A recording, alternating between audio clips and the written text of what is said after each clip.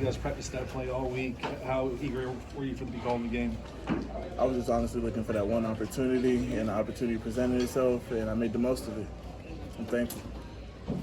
Was it 6 before the snap in your mind? Just looking out there? Most definitely. I saw how the DB was playing all game, and from that, I just made sure that I ran that over route, sailed it, made sure he bit, crossed him up, went up top. Perfect connection. Caleb was saying, don't fall down. Were you thinking, don't fall down? No, honestly, I was thinking, like, shoot, that ball was in the air. I felt as though I was about to overrun it.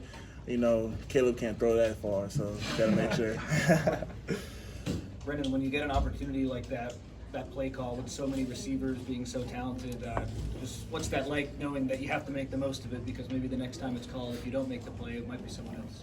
Most definitely. If you guys go through the past stats of each and every game, some guys got 2 catches, some guys got 3 catches, but you guys are continuously going out there and making the most of each and every play. And if you go out there and make the most of each and every play, you're going to stay on the field. So honestly, it's just take advantage of your opportunities. Offensively, does it feel like you guys haven't fully even gotten to, the level where your top level, or I guess your full potential yet through 3 games? I'm sorry, say that one more time. Offensively, does it feel like you guys have reached anywhere close to your full potential through 3 games? Oh, most definitely not. I think in due time that there's going to be a little more adversity that strikes us, and we're really going to see what the Trojan offense is made of. And I feel as though the cream's going to rise to the top, so I can't wait for that. It looked like on that first drive, that Caleb touchdown run, you kind of threw a little bit of a block for him out in front, and you saw him kind of shove that guy into the end zone. Just what was it like seeing for that and getting the block for him there? I mean, I was in the corner, I was blocking for him, and I see, like, on the big screen, Caleb's right behind me. I'm trying to shove him back, and then I'm like, okay, Caleb's right behind me. You know what? Let me step out the way. Caleb just went ahead and ran him over. I'm like, perfect. So you are watching the big screen? Oh, of course, yeah. You got to watch the big screen and see which leverage you want, but it was really cramped space, so I just got out the way and knew Caleb was going to finish the job. Brenden, you tweeted after last game how deep this receiver room is. Where do you think the kind of culture of humility comes from to kind of know and trust your teammates that they can make a play just as good as you? There's a lot of humility. Everybody knows that you can go out there and anybody can just make the play, especially when guys practice each and every day trying to outwork you. You see guys elevate, and when they elevate, they're elevating the game, they're pushing you to be better. And it's really just amazing just to see how these guys want to improve and work on their game even further. How rare is that in your experience, not only to have this collection of talent, but to have that humility piece to go with it?